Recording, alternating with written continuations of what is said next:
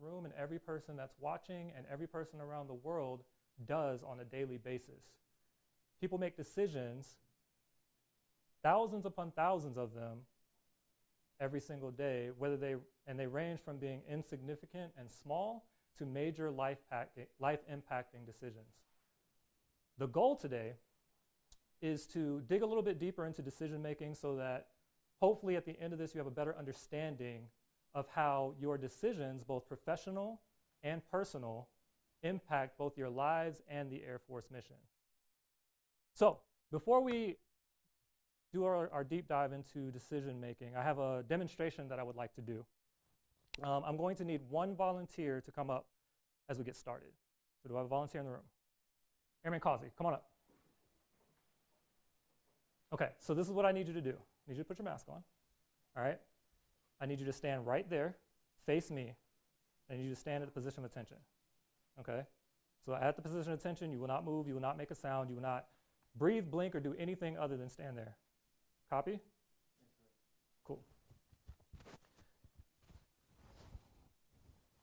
Okay, so if I were to slap Airman Causey in the face, and I mean like reach back and slap him in the face so hard that the plaque cleanses off of his teeth. I mean reach back and slap him so hard that he wakes up in his next re-enlistment. I mean, if I were to reach back with the full strength of the United States Air Force's air power and just smack him in the face. Hold on one sec.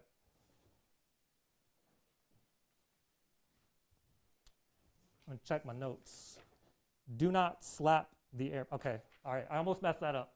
Okay, so if I were to slap Airman Causey in the face, how do you think he could react in that situation? Just around the room.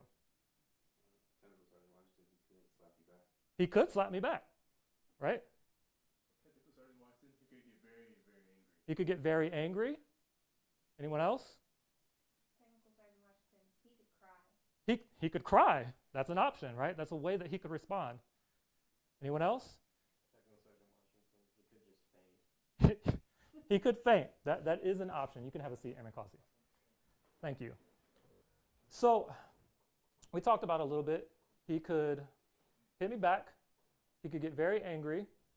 He could cry. He could faint. Those are all very possible reactions. Before we move on, Airman Clowney, can you please read the quote that I gave you earlier today? Between stimulus and response, there is space. And that space is our power to choose our response. And in our response lies our growth and our freedom. Can you see that, please? What does that quote mean to you guys? Do you need me to repeat it? Okay. So between stimulus and response, there is space. In that space is our power to choose our response. In our response lies our growth and our freedom.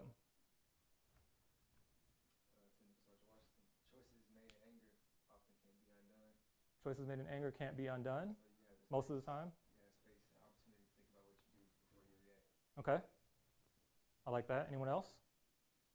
What does it mean to you personally? I take it as more of just like for every decision you make, just kind of take a step back and really consider it heavily, think through the events in your mind, you know, and especially just like stay calm and rational. Don't just like go for gut responses to everything. Mm-hmm. I like that. Don't go for gut responses.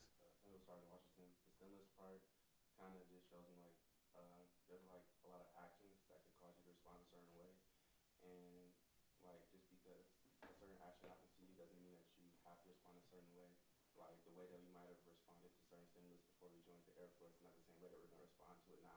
Okay. Can you elaborate? Can you expound on that a little bit?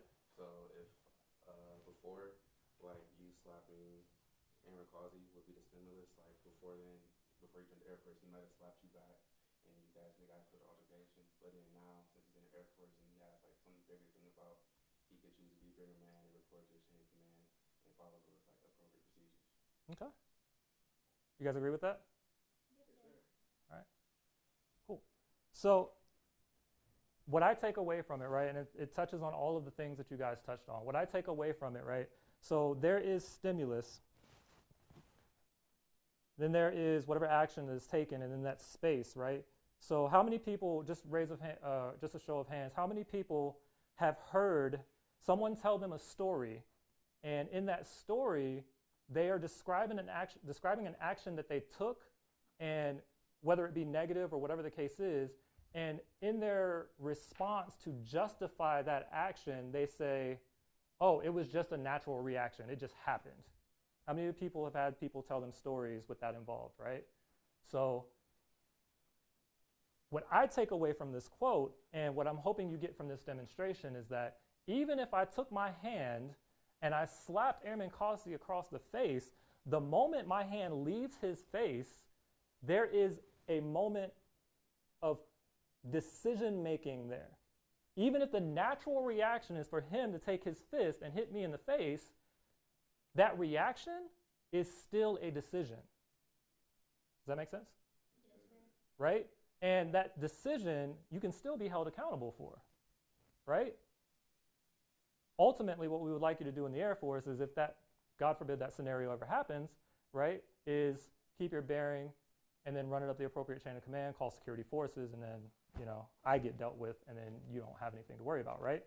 So that's ideally what we would like to do. So transitioning onto that, now that we have a better understanding of impacts on decision making, we can look at how some of these decisions are made and some things that go into it. So I want you guys to think, use your brains a little bit, and just kind of raise your hand and tell me who or what you think goes into the decision-making process. What characteristics do you think are involved or go through your mind as an individual as you are making decisions? Yes? A little bit of pride goes into it. Like, Pride? Somebody was to slap me in the face, two things become, should I walk away or should I handle them accordingly? Okay. Pride definitely comes in. Let's dig a little bit. Let's dig a little bit deeper into that. So your pride, what fuels your pride? Just myself, honestly. Okay. I'm not really a prideful person. I try not to be, because it's not a good thing to have pride. But certain things that I respect about myself and I stand on, basically. Okay. So there's a little bit of respect factor in there for you. Yes, All right. Anything else? Like on TSgt Washington, I'd say it's a lot of like your own moral code in a way, and just how you were raised, and kind of a lot of it is instinct of just like how you respond to things. Like some people would fight back, others would just like run away, like fight instinct in that case. Mm-hmm. So a lot of it has to just do with the person and the context, a lot of it. Okay. So yeah, just so you guys are tracking, we don't have to stick with the slapping of a person, right? There's other types of decisions that are made, right? But yes, so a lot of it is instinct, and then personal values, things that you learned when you were raised by whoever you were raised, or the things that were instilled in you, morals, things of that nature. What else? Technical side in Washington, also weighing the outcomes, whether they're good outcomes or bad outcomes. So weighing the value of a decision. Yes. So not necessarily your personal values, but weighing, like assigning value to the two different options, or the however many different options, and saying which one has the best outcome for me personally, or whatever. Yes. That's what you're saying? Okay. Anybody else? What you got? Technical Sergeant Washington, I would say that when I think about decisions like that, I think more of integrity. Integrity? Yes, sir. Somebody's been looking at my curriculum. I like that. It's a good. So talk about integrity a little bit. Well, when I try to do decisions, I always try to make sure like I'm doing it as someone's watching me. Mm-hmm. Or, like I think of it like this context. So not to cut you off. I'm sorry. It's interesting. So as though somebody is watching you, but who's watching you, right? Because depending on who the person is or what position they're in, could determine how you make that decision, right? So what do you mean by when somebody's watching you? For example, like since I'm here in the military and Air Force, I think of it. Oh, what if for you? What if you were watching me react and did something I'm not supposed to? Okay. I know I would get in trouble for that. So all of that goes into is a part of what goes into your decision making. Yes, sir. Cool. Part of my decision making in Sergeant Washington is like just my actions like have consequences for other people, not just myself. So something I'm gonna do, is it gonna negatively affect just me, or is it gonna like hurt others? Okay. Good. All right, so the Air Force actually has, they call it the decision-making chart. It's named Achieving Character Excellence. And in this chart, I'll have a handout for you here in a second. In this chart, it basically is layered, right? And it kind of narrows in scope as it goes down. And at the top of the chart, it says insert decision here. So you drop your decision in there, and it filters through all of these different things that your brain kind of automatically processes when you're making decisions. Like you're not necessarily actively thinking it, but these are the things that they go through. At the top of the list is actually integrity. That's the top one on the list. Attitude follows that, then discipline. And for those of you that are watching via the YouTube live stream, as I name these, kind of think about the things that are important to you or the things that you think your brain processes as you're making your decisions, and kind of type them up in the comments, and then we'll kind of go through those. So integrity, attitude, discipline, work ethic comes after that, right? Knowledge, trust. We'll stick with those 6 for now and kind of talk about those. Any of those stand out to you guys? And why? Isn't that like your least favorite question when you were in high school? Like when they would ask a question on the test, it would be like, what do you think about the sun being yellow and why? Right? Yes, sir. Technical Sergeant Washington, knowledge is the one that sticks out to me the most. I try very hard to make all of my decisions with as much information as I can get. I feel like the more I know about whatever it is I'm trying to make a decision on, the better my decision-making ability will be. Okay. Okay. I like that, right? And just kind of thinking about knowledge and people making decisions based off of knowledge. How many of you have friends or family members even that you see and they post stuff up on Facebook or whatever social media site that they use, and they're making all these comments and judgments and things that they think people in power should do, and they're basing it all off of the research that they did on YouTube or their best friend who took like 2 years in like pre-med or whatever the case is, right? Knowledge and your ability to, the knowledge that you have is not always all-encompassing. And when you make decisions that's not based on a totality of knowledge, you may or may not be making the right decision, right? Does that make sense? Yes, sir. What do you got? You want an example of that or no? Whatever you were raising your hand for. It looked like you were. I was just right. I wanted to say trust for me was the one that stood out the most. Okay. Because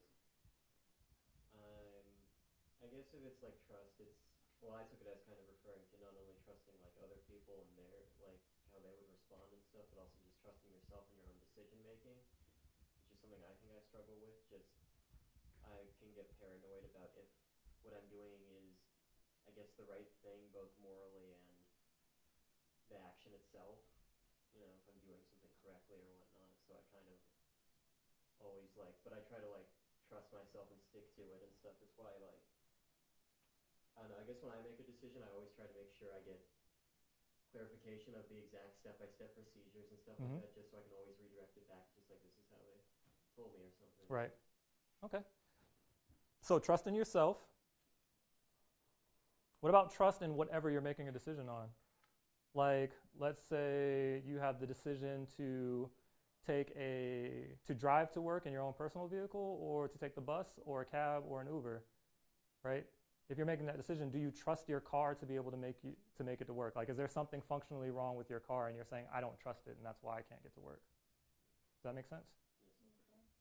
So trust is kind of like all-encompassing. There's so many different factors that you can take into that equation, so that's good.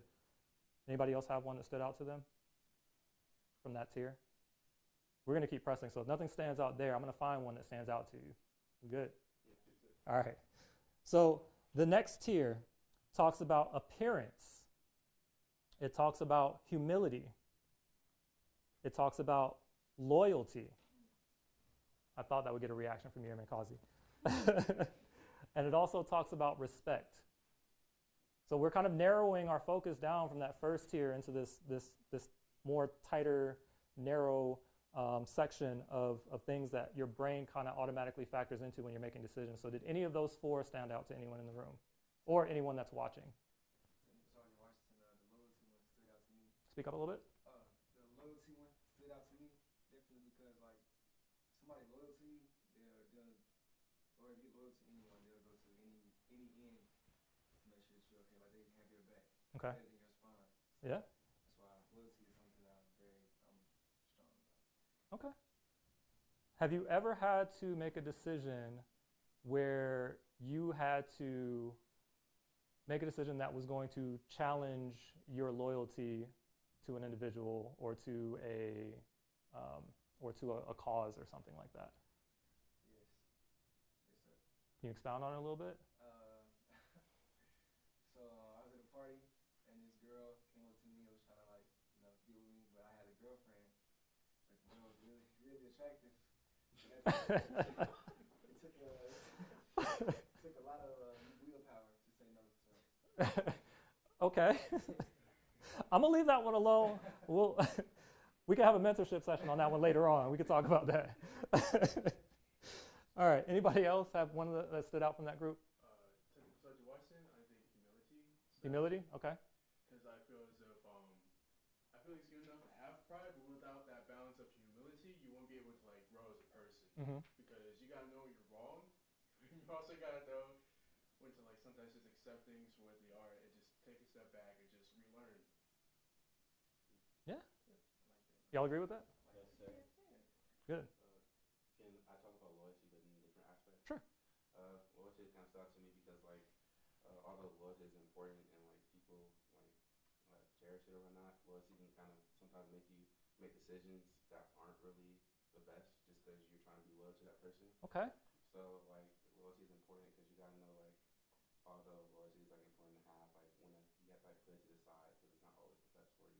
Yeah. So in Airman Causey's case, he made the right decision following loyalty, at least in the moment, right? He made the right decision, like making sure that loyalty was the key thing in his decision-making process, whereas you're talking about maybe something that could be unethical, immoral, illegal, but you're doing it because you have the loyalty to an individual, and that could be loyalty causing you to make a bad decision. Yeah. I like that. That's deep. That was a good way to look at that. Anybody else? That was appearance, humility, loyalty, and respect. What do y'all think of when you think of appearance? How something makes me look. That's good. I was gonna say like not just physical appearance, but like how you're presenting yourself, and I think we as like airmen here, like how we're representing the Air Force in general, in the United States. Yeah. And how are we making us, our colleagues, everyone appear? Okay, good. I was really, really worried that somebody would say like what they wore that day or how their makeup looked on their face, but that's not at all. I mean that could be factored into your decision making a little bit, I guess, but I think what they're trying to get at with appearance here is exactly what you guys touched on, right? It's how do I look to other people perspective-wise and not physically speaking-wise. So the decision that I make, are they going to ridicule me? Are they going to respect me? Are they going to praise me? Is this something that is going to elicit a reaction from people based on what I do? Is that, you guys tracking with that? Yes. Does that go with like reputation? Like your reputation? Yeah, absolutely. Absolutely. You had an idea in mind? Yes, sir. Your reputation precedes you. Like what you do outside of here could follow you. Yeah, exactly. So let's look about that. Let's think on that real quick. So let's relate it to the military. Let's relate it to tech school, Air Force, decision-making processes, right? So boom, you go through tech school, you do everything the right way.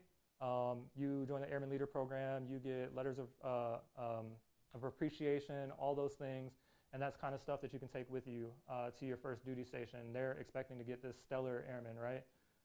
Versus the person who goes through tech school, doesn't necessarily fall in line right away, and you've got LORs and you've got things like that, and that is what's preceding you to your first duty station. So before you even arrive, the first sergeant and your new first sergeant and your new commander already has this story established on you, and that kind of delivers your appearance to them before you even arrive there, right? And so those are things that you have to think about when you're making decisions in tech school. Follow? Yes, sir. All right. And then also, like, appearance is like one of those things. It's like kind of hard to change when you have like a bad reputation. Like it's like easy. It's really like easy to get a bad reputation kind of fast Mm-hmm. because you know you like have to like think about your appearance 24/7. Like if you're in a briefing, like you shouldn't be like sleeping, slouching over, or being late, stuff like that. So it's like it's really hard to fix it once you lose it. Yeah. Kinda like trust. Yeah. Like it take a long time to build trust, and then 1 second or 1 instant, It's gone. it's gone. Yeah. Who's got an embarrassing story that has stuck with them their entire life? No one has one. I do. What you got? Should I go first? You can just speak. I had been the red rope of the 316 training squadron for a while, and somebody found out that I was on TV before I joined the Air Force, and now that is all anybody can associate me with. What were you on TV for? I was on Jerry Springer.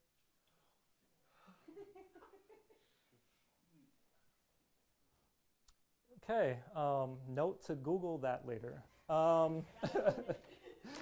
That's awesome. And so you're still catching stuff from the appearance of that years Yeah, later. we've made it to where our squadron's group chat has little emotes that they can use that are just screenshots taken from the show. Nice. Yeah, so as an example for me, right, and this isn't even fair in my opinion, okay, because I was 3 when I made the choice to do this. So this is just to show you how long this stuff can follow you, right? I was 3. I could barely talk. So I lived in Okinawa, Japan. That's where I was born. And this is way back in the 80s because I'm old, right? And so we were outside kind of playing in the back. We had like an outdoor pool, big open field. And my grandfather loved to record. He had like the camcorder that you kind of have to hold like this, right? And so he loved to record all of our family things and whatnot. And so I'm outside, little me like this big, right? And I'm carefree, running around in the field, right? And then my grandfather, he kind of pans up and he sees this plane flying over. Remember, this is the 80s, so I guess planes are still kind of like fascinating or whatever. So he pans up, he catches a glimpse of this plane, and then when he zooms back down to me, or he pans back down to me, little 3-year-old me decided that that was the time and the place to go to the bathroom. And so I'm standing out in this field and I'm like using the bathroom, and I won't like make gestures or anything, but I'm using the bathroom and I'm pointing up at this plane and I'm like, plane, while using the bathroom. And so my grandparents thought this was hilarious. So every time like they meet any friends of mine, they take their VHS and they stick it in the VCR. You guys know what that is? Yes. I was just making sure. They stick it in the VCR and they go, ha, look at Joe. My name's Joe. Look at Joe doing this. And so I can't live that down. It's the most embarrassing thing my family has on me. And they still to this day, when you get married, we're going to play it at your wedding. So decisions that you make, even when you are 3 years old, can follow you for the rest of your life. Yes. Since you decided to tell your story, Oh, we open it up now. Okay. okay. It's not as fatuous, but I was in Miami, Florida during the time to visit my grandma. So it was about 2 or 3 in the morning, and I was thirsty. So I went to the fridge. I was 5 years old, and I missed past the juice that they bought for me. So then I went straight to the 2-liter Coca-Cola that my grandma told me not to touch. Okay. And I drunk it, like open it, drunk it, like it chugged. Like the whole thing? The whole 2 I liter? chugged like half of it, and my grandma came in the kitchen. She's like, "Boy, what you doing?" And then I pissed all over the floor, like right in front of her. And every single day, every single time I talk to my grandma, she's like, "When you get back to Florida, I'll give you a Coca-Cola." And every single time I go visit her, she gets me a Coca-Cola. That's awesome. That's awesome. Coke will forever be your favorite soda. You got one? All right, this is the last one, and then we'll push it along, all right? I was about 9 years old. It was like a Friday night. And my granddad, well, this is right before my championship game. Little League championship game. My granddad got drunk and he peed on my football helmet. And I didn't have another helmet to wear for the game. No. So that Saturday, after I washed my helmet out, let him sit in the sun for a couple hours. I had to wear that helmet in the game to play. How many touchdowns did you score? 3. But Okay, I smell like pee the whole time. but you scored. That's what matters. Did anybody else smell your helmet? Yes. Oh. And they asked me, why you smell like this? Oh. So yeah, it's pretty embarrassing. Now you know. All right, moving on to the next tier. This one's pretty important. So the next tier, it talks about professionalism, dependability, confidence, courage, and credibility. We'll take one that stands out to you guys, and then we'll press forward. Yep. Professionalism, dependability, confidence, courage, and credibility. I was gonna pick any of them, so I would probably pick confidence, because like confidence with anything is like if you have confidence when doing it, it makes sure you do better. So I'm making a decision, like if I feel confident in the decision, I'm probably gonna make that better. Okay. I like that. You guys agree with that? Anybody disagree? Okay, cool. So of the ones that we listed off, tell me if there are any that you disagree with. No. Was there one that stuck out when I said it, like, I don't really think about that when I make decisions? Out of the last one you just said, or like All of them. Yeah, out of all of them. You don't have to disagree. I'm not like forcing you guys to come up with like a counter argument. Just wondering. No, sir, I can't think of anything I would disagree with. Those are all good Okay. factors in making decisions. Are there any that you would add?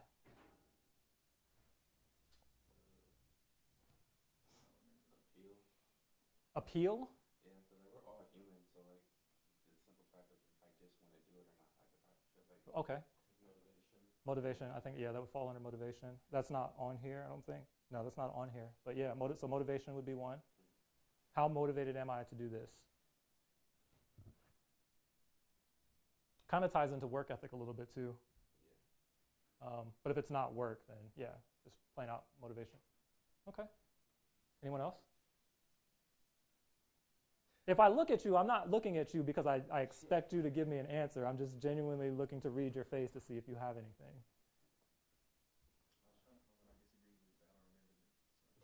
All right, moving on. So after this, for the people that are watching online, you're going to see a series of pictures. So I like to call this segment "Good Idea, Bad Idea." So the first one, and I'll do a visual, oral explanation of what they're seeing for you guys because I don't have the slides, okay?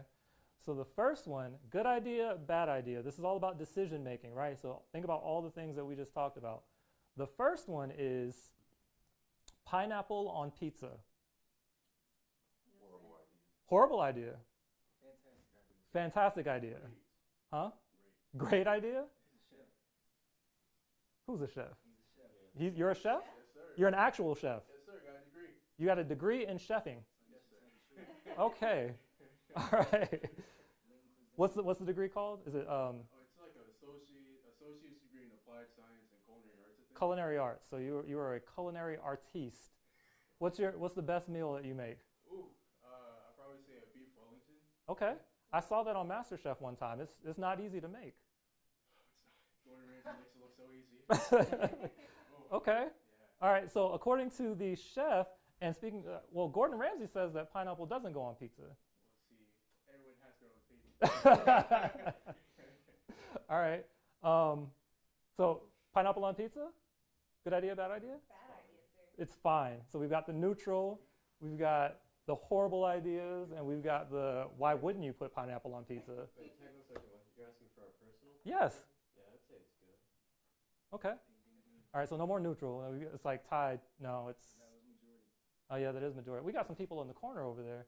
Got some thumbs downs, couple thumbs downs, and then a neutral. Majority no, because it's not a good idea. Yeah, it's not a good idea. All right. So the second one, it's a little bit better if you see visually, but I'll try to explain it the best I can. So the next image has 3 individuals on it. The first, well, I guess 4 individuals. There's 3 pictures, 4 individuals. The first picture has 2 individuals on it. Both individuals are standing. Can you stand right there? They're standing. Put your hands in your pocket. kind of like this, just talking to each other in uniform. One's in ABUs, the other is in BDUs. And they're just like this, out in the parking lot. Good idea, bad idea? Bad idea, sir. Bad decision making, right? Yes, sir. All right.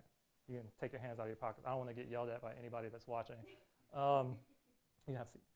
So that's the first picture. The middle picture is a gentleman who sitting down, and you can't see his face. It's kind of blurred out. You see his hair, which is like kind of, it's like buzzed here, and then there's like this thing that kind of like this on the top of his head, like way down here.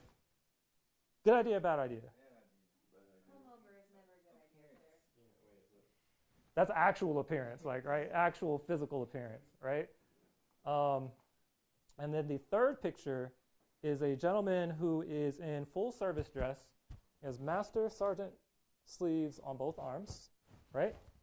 He has a ribbon rack that comes from here all the way up to about here.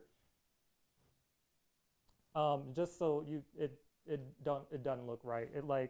There's like layers to it. It's not even. Like some of it shoots out here, some of it here, and then he has about 5 or 6 occupational badges all underneath his ribbon rack, right here. I think there's a pair of wings down here, which it's not where they go. Flyer, do they go there? Do your wings go down here by your belly button? Okay. Yeah. Good idea, bad idea? Very bad idea. If my memory serves me correctly, the story behind the last individual is that it was actually stolen valor and he's not in the military. Good idea, bad idea? Very bad idea, right? Okay. So I wanted to share those images just to get a kind of lighthearted look at decision making and how poor decisions can be perceived, and you guys can kind of figure that out, especially with the pineapple on the pizza, right? Terrible idea. In case you were wondering what TSgt Washington thought about that.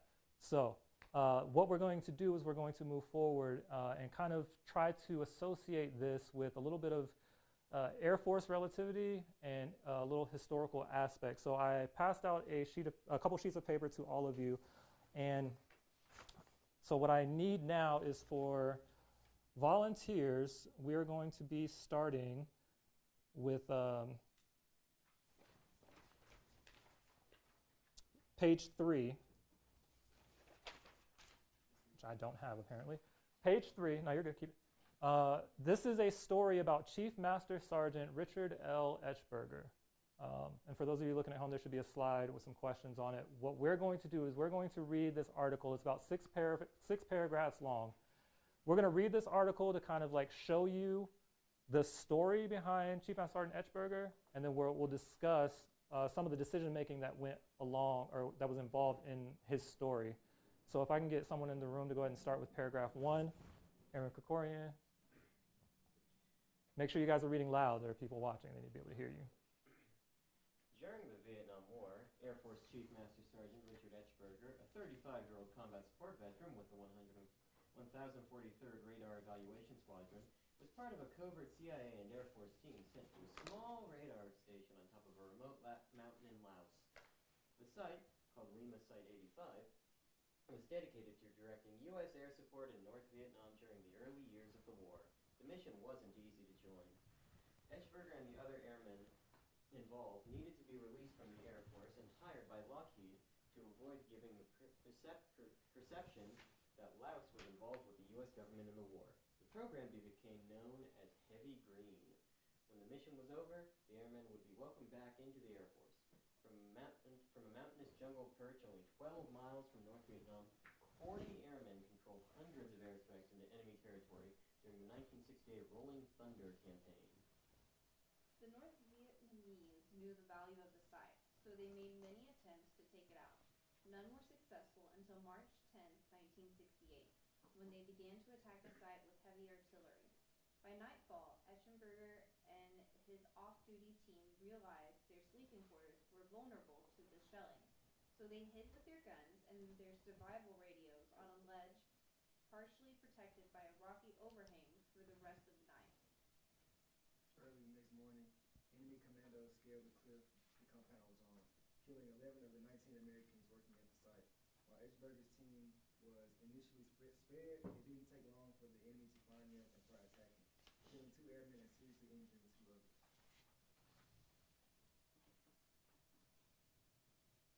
Since Esberger was a radar technician, he didn't have any formal combat training, but that didn't stop him from picking up arms and defending their position. For hours, Esberger single-handedly held off the enemy with an M16 rifle, all while calling for air rescue and directing airstrikes that were practically right on top of him. Once rescuers arrived, Edgeberger risked his own life several times, running through heavy fire to put 3 of his wounded comrades into rescue slings taken from the hovering rescue helicopter. But when he finally climbed into the sling himself and was lifted to a helicopter, he was shot by enemy ground fire. He didn't survive the flight. Essentially, he gave his own life to save the life of his remaining crew and keeping the enemy out. For his actions, Etchenberger was secretly awarded the Air Force Cross since details of the mission were classified until the mid-1980s. Etchenberger's wife, Catherine, who accepted the honor on his behalf, was told the real story of what happened to her husband, but was sworn to secrecy. A secret she kept for the rest of her life, not even telling her children. On September 21st, 2010, Chief Master Sergeant Etchberger's 3 sons received the Medal of Honor in their father's name.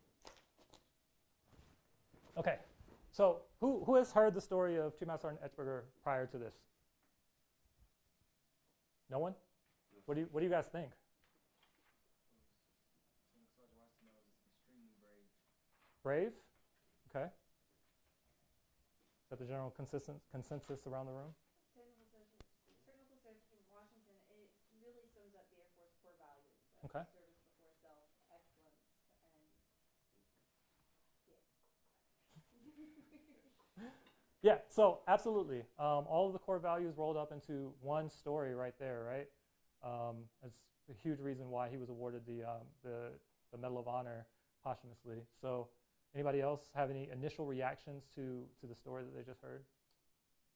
Kind of what she said, the excellence in all we do part, with him going above and beyond what he was called to do as an airman, because he says he was a radar technician, so he didn't have any combat training at all, but he still held it down and defended his position and saving his wingman's life.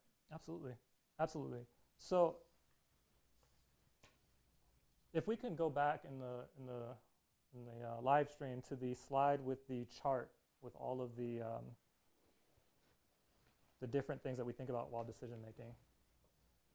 So I want to ask you guys, just thinking about it, and you can refer back to the article if you need to, what were some of the decisions that Chief Master Sergeant Etchberger had to make in this situation?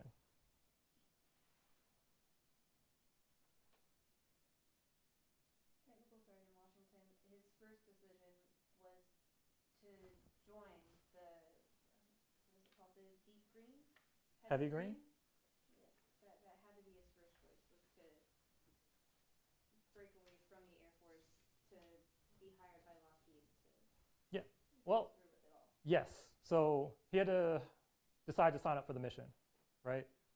So the way that it went down is that he was still in the Air Force, but for appearance, it had to look like he was no longer in the Air Force or working for the CIA, and that he was hired on as a contractor for Lockheed Martin. So yes, he had to make the decision to join and then go through that entire process. And I'm sure they probably didn't give him all the details, because I'm sure a lot of it was classified, but they gave him enough of it where he had to make a conscious decision that, hey, this is what I want to do. So yes. What else? What are some other decisions that he had to make in this situation? Yes, sir. Technical Sergeant Washington, he also made the decision to kind of just like leave his team and or have his team leave their sleeping quarters and just hide out from the artillery and stuff, and also just stay behind still to defend everyone while the evacuation's going on, and while still somehow directing it while that's going on too. Just Yeah. like staying with it and Yeah. not like, I don't know. Yeah, so a couple different things there, right? So during the artillery attack, he had to make the decision like, hey, we're not safe here. There's this cliff with a ridge over, like a rocky ridge over, that will protect us. Let's go over there, right? That's a decision that he had to make. After that, he had to make the decision, because we talked about earlier, he didn't have any combat training whatsoever. So there is a conscious decision that says, and this goes back to fight or flight, which somebody said earlier, That was a conscious decision to say, hey, I don't know necessarily what I'm doing, but I know this gun fires bullets at bad guys, so I'm going to pick it up and I'm going to use it. Right? So, or this weapon, we don't call things guns, but this weapon. So he's doing that while at the same time making the conscious decision that in order for me to survive, in order for my team to survive, I don't have enough rounds in this weapon, so I'm going to need air support. So he's on the radio calling in air support at the same time, which is crazy to me, right? Like I can see that in an episode or like a Rambo movie, right? He's just got a rifle in one hand and he's like that, right? So, yeah, those are some decisions that had to be made. Who else had to make decisions in this story? His wife had to make a decision to like keep the secret for her life and not tell me. Yep, absolutely. How hard do you think that is? Ridiculously hard. I hope you don't think it's too hard, considering y'all are intel troops for the most part. I hope you think keeping secrets is simple enough, right? But being that his wife wasn't an intel troop, it probably was pretty difficult, right? Especially when the story itself is that powerful and you can't tell anybody. And I think the article says she didn't even tell his children, right? Yes, sir. So, who else had to make a decision? This one's very obscure. Who else had to make a decision in this article? His wingman did, sir. His wingman, that's good. His wingman did have to make a decision. There's someone else. It's like not really even a necessarily named character in this article. Well, yes, I'm sure they made decisions. They had to know when to press the button. But who else made a very conscious decision? TSgt Washington was supposed to be North Vietnamese attacking them. Yes, that's true. And perhaps whoever assigns awards the Medal of Honor. Also true. And they had to take into consideration, that actually takes into consideration appearance as well. Like, does this person actually appear to deserve a Medal of Honor, right? There's a key one at the beginning. What about the Air Force? Yeah, I was going to say that, but you can't say. Not for the Medal of Honor, but for the decision to recruit him and then make the decision that, hey, in order for us to utilize this asset that we have, we need to remove him from the Air Force and then find another way to insert him into the mission, because if we do it without doing that, then Vietnam could see that Laos is in coordination with the United States government, right? So that's a conscious decision in of itself, right? And there's a lot of different factors that go into that. That make sense? Yes, sir. Okay. All right. So what core values, since we talked about how the core values, this is the softball question, what core values are illustrated in this story? The answer should be D, all of the above, right? Yes, sir. Okay, all of the above. So integrity, service for self, and excellence is all we do. They're all in there, right? So the tricky part of this question is, where do you see those core values? Definitely, definitely the surge before self. I mean, basically all his actions were surge before self.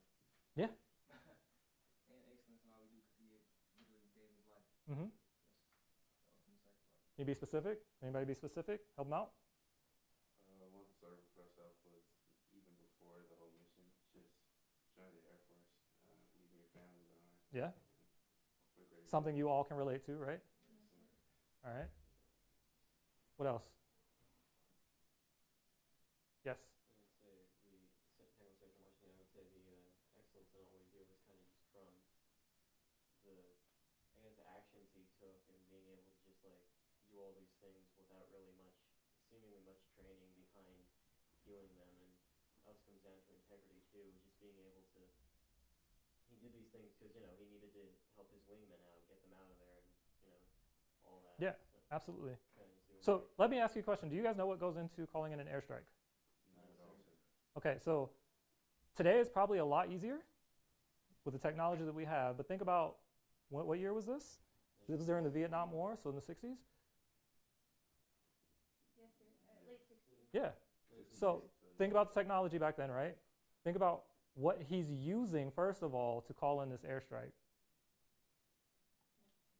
Radio. Probably a giant radio attached to a giant backpack, right? What do planes need in order to drop bombs on something? Coordinates. He's in the middle of a firefight, blasting Vietnamese people, blasting coordinates over a radio, and these coordinates have to be precise because if he's wrong, he's going to blow himself up. Well, they'll blow him up, but he would blow up himself, right? So think about that. That's all kinds of excellence in everything that he was doing, right?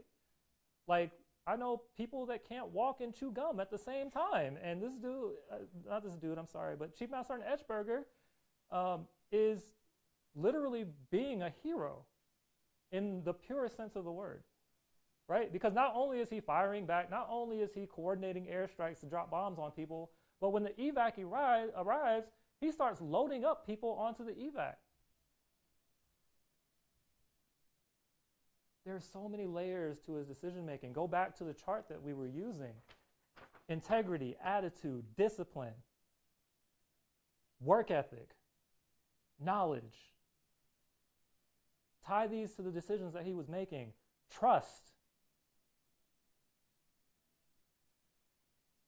I think one of the ones that you had on there was humility.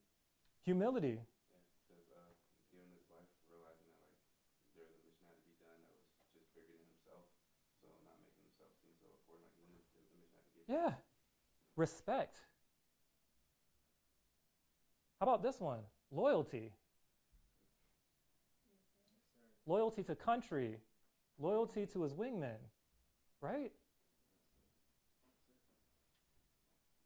Professionalism. Every ounce of it. From beginning to end in this story. Dependability. Come on.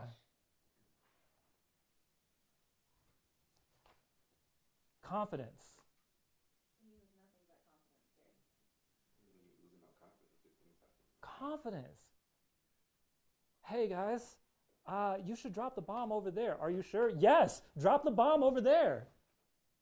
I'm confident. I want you to blow them up. These are the coordinates. Please. Courage.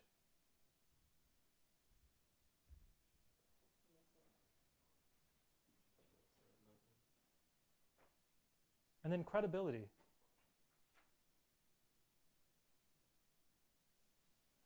You have to have some sort of credibility to have a story like that. You have to. You have to have credibility to be selected to go to a mission like that, right? You have to have credibility and the trust in the pilots for them to say, okay, I trust this individual. He's a credible person. I know that where he's telling me to drop these bombs at is where they need to go. So as soon as I'm there, I'm going to press the trigger. No questions asked.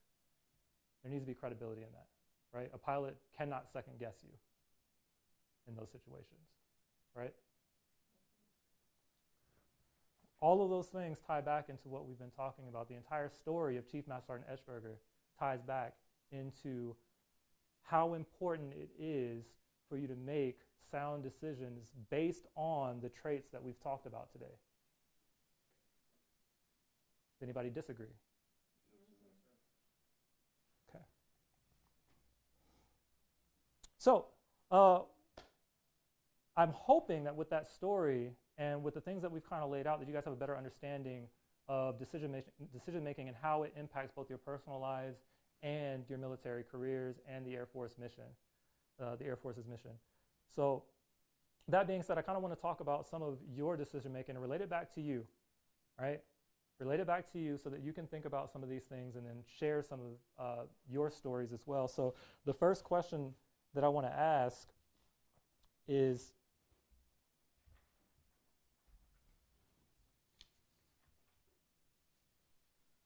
for someone to share an example of when you had to make a difficult decision.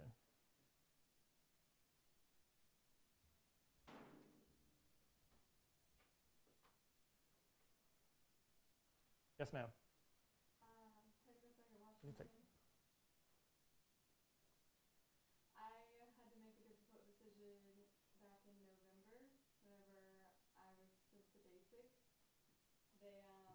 My recruiter called me and he said that they had an opening in my job, but that I would be leaving that night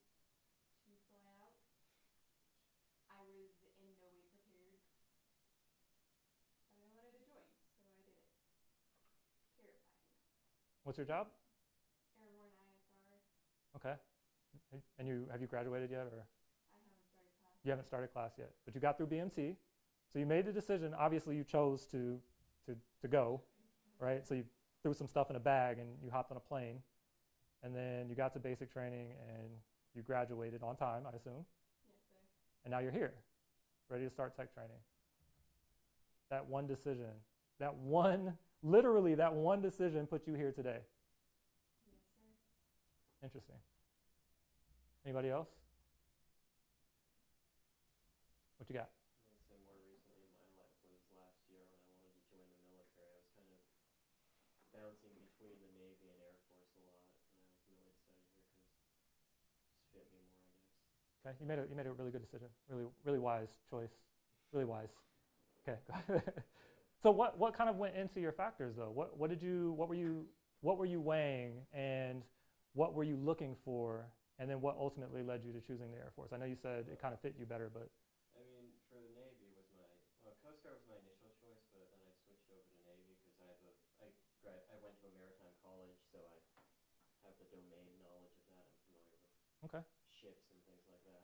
So that was kind of why I went there first, but ultimately the reason I went to the Air Force was more of, I guess I did want an intel job. That was a big thing. I like that aspect. And, well, the Navy does have them, I know. I don't like ship life as much. It just doesn't, it's not for me is the thing. And, like, they were just like, yeah, you might. And I was just like, yeah. That was probably one of the biggest factors, honestly. Okay. Because I know a lot about that. And it's just like... Yeah, being on a boat is rough. Or a ship, excuse me. Being on a ship. Credit to those For all my guys who do it, sailors. but it's not for me. Yeah. It's a rough life. It's a commitment, and it's not for me either. So lots of respect out there to those that do it. Mm-hmm. Did you have something, Airman Causey? TSgt Washington, I was just gonna agree. I was bouncing between the Navy and the Air Force. And I talked to a lot of my family members who were prior service. And also, I didn't want to join the Navy because being on the ship in the ocean, I don't know what's in the ocean. So I don't want to be out there in the ocean. Okay. Yeah, I did. But they also ultimately told me the Air Force is better all around. And also, when I went to NIPS, other branches told me they wish they joined the Air Force while I was in NIPS. Yeah, we tend to have that effect on branches. Yeah, TSgt Washington, I also had like that same thing where my mom, like one of her teacher friends, her son was in the Air Force, and I called him up, and he's just like, yeah, join the Air Force. I know a lot of Navy guys who wish they joined. And that kind of convinced me, I guess. Yeah.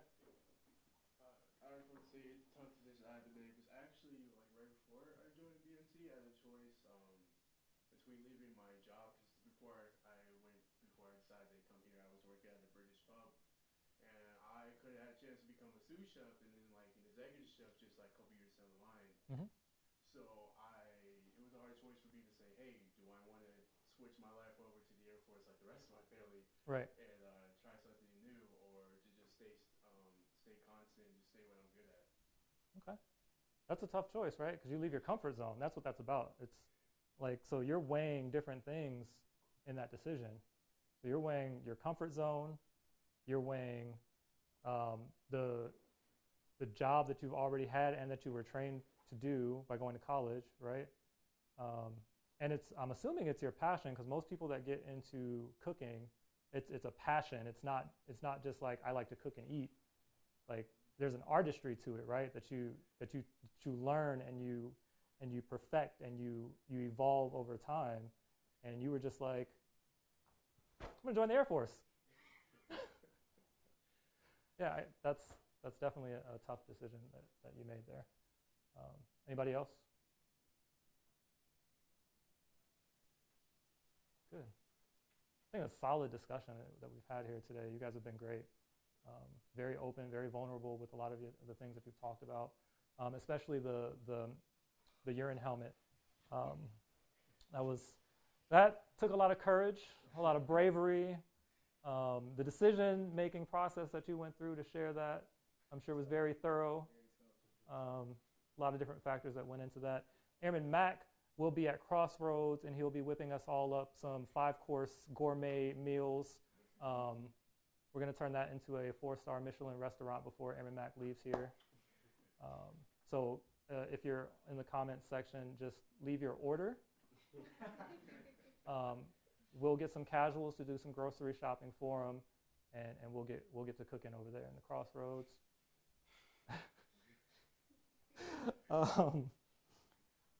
The last question that I have for you guys is hindsight being 20/20. For those of you that shared your decisions, hindsight being 20/20, and factoring in the things that we learned today, would you make the same decision that you made when you made it? Yes, sir. Yes, sir. Yes, sir. I got a ring. The only ring I ever got. Little League. Little League championship ring. You still wear it too, don't you? If it fit, I would. You got it like hanging around a necklace? You wear it? My mom got it. All right, so just to kind of like wrap things up and to conclude things.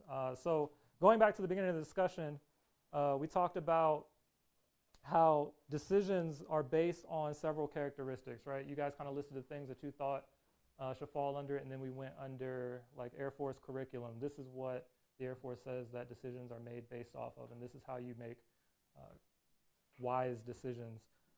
The kind of like the filter that it goes through, that your decision-making process should go through before you make one, right? So we talked about that. You guys responded and told me the ones that you agreed with, the ones that stood out to you, and that was a really, really, really good discussion. So I appreciate you guys for jumping in on that. So how, kind of in reflection mode of all of it, right? How does mastery over the power to choose give you growth and freedom? Technical Sergeant Washington, I think it helps you make quicker and smarter decisions. Okay. Okay. Does somebody have the time? It's 1600. Okay. I want to touch on something really quick and then we'll wrap up. That was really good, and then we'll tie this back into the demonstration that we had earlier, right? So in doing my research, I found that there are two types of decision making that people go through, right? The first one is peripheral. Peripheral is the use of your of your senses to make a sensory-oriented decision, right? So we're talking about sight, sound, touch, right? Those kind of things. So like if you need to cross a highway and you're looking at a bus that's coming down the road, you're making a peripheral sensory decision that says, can I make it across this highway before the bus runs me over, right? That's a peripheral decision, right? The other decision type that people make is value-based decision. And I'm not talking about like your internal values or the values that you were taught. I'm talking about assigning, as I said earlier, assigning a value to the different options that you have, and then based on the value, you make a decision. And so what happens in people is that if the two different options, let's say you're working with two different options.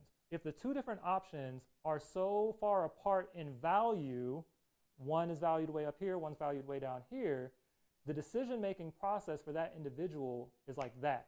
You already know, I'm not even going to consider this, so it's a split-second decision. I value this that much higher over that. I choose this. Okay. If they're even or close to even, who has ever been to a Chinese restaurant? Who's seen the Chinese restaurant menu? How many items do Chinese restaurant menus have on them? All of them, sir. Who looks at a Chinese restaurant menu and says, oh my God, I can't decide what I want? So based on science, for those people that have difficulty choosing, for those people with better palates that don't just eat the same thing over and over and over and over again at the same restaurant, for the people that have trouble choosing, it's because they have assigned equal value or near equal value to all of the things on the menu. So when they're going to decide, it's like, man, I can eat the Kung Pao chicken, I can eat the General Tso's chicken, I can eat the chicken and mushrooms. Ooh, pepper steak sounds good too. I'm gonna need some of those crab rangoons too. Like, I'm gonna need some of that sweet and sour chicken. That also sounds, man, everything sounds great. And so what happens is your decision-making process is stalled. It takes you longer to make a decision because you've assigned equal value to all of the options that you have. Sorry, I just wanted to share that. I thought that was really cool. What were you saying again? But that also goes back to split-second decision-making. That is kind of how that process works in the human brain. Okay, go ahead. That was all, sir. Oh, that was it? Yeah. Okay.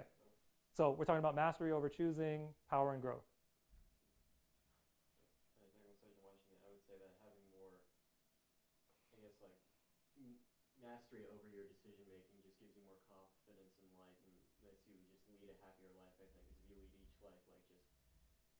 not knowing what you're doing, just like randomly, you're just kind of afraid because it's fear of the unknown. Right. You're constantly worried, more paranoid, more stressed, but if you just lead a life with confidence and over your decisions and everything you do, I think you're just a happier person in general. I can agree with that sentiment because I was watching, and I can also attest to Matt. Like I'm very uncomfortable with this, like being in the Air Force. But I know when you're uncomfortable, that only promotes growth. Yes, absolutely. So. And I like what Airman Clowney said earlier today when you're talking about how decisions that you might have made before you were joining the Air Force, if I slap you in the face outside of the Air Force prior to you joining, there's going to be a fight, right? Now that you're in the Air Force, you have that mastery, or we want you to have that mastery over your decision making, that in those instances, or anything, anytime you're tempted to do anything that's, for example, against the UCMJ, right? Underage drinking, breaking curfew, going AWOL, all of those things, those are all decisions. Those are all decisions, and those decisions need to be filtered through that decision-making process that we talked about earlier today. And the goal and the hope and the hope is that a better understanding of how you make those decisions and what you're basing those things off of will prevent you from making the wrong decisions in those instances. That make sense? All right. So in closing, you can see there are own values, especially when balanced with the Air Force core values. Those are instrumental in making good, right, and just decisions, kind of like what we were just talking about, right? So that being said, does anybody have any questions?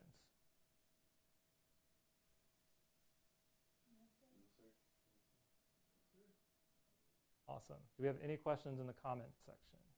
No, sir. There are no comments, are there? No, sir. How many people do we got on there? At this moment, 4. 4. That's all right. We're going for YouTube views. That's the end of my brief. I don't have anything else to share with you guys. Thank you for your participation. You guys have been great. Just have a great rest of your day. Thank you. Thank you, sir.